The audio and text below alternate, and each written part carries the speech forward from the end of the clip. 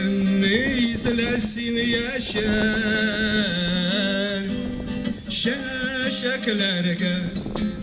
konup yazılar kilir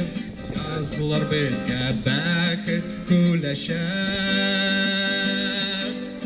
teres karşımda üsken şımaratan şol şeşeke adı bu yıldan ah bakitke umlip yaşar bizdi sin oturtun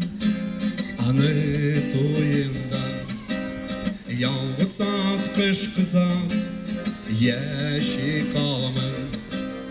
hasret kisanın gümeri kuşlardan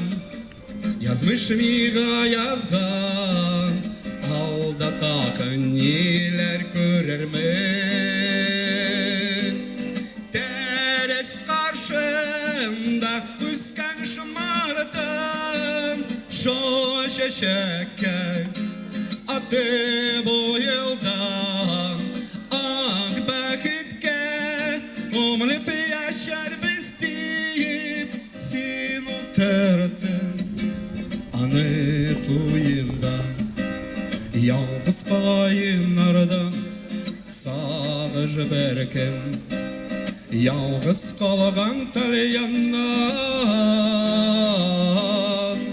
yalnız başı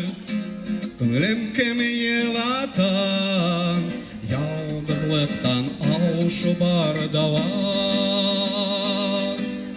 teres karşında üsken şımartan şu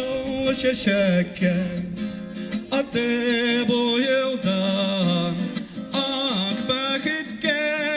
umlip yaşar bizdi sin oturtun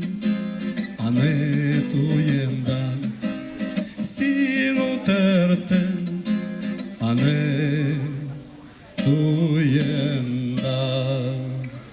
Rahmet.